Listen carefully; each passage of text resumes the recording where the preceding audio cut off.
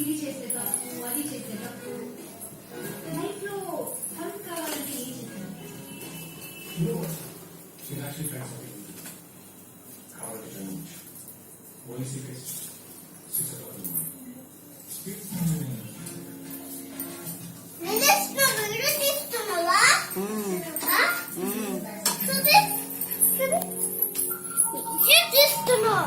వద్దా? సరే పప్పాకి పంపిద్దామని.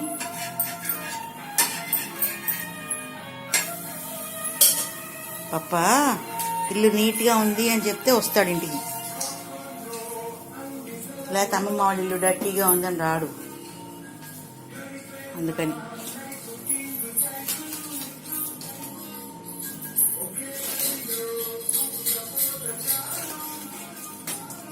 Papa,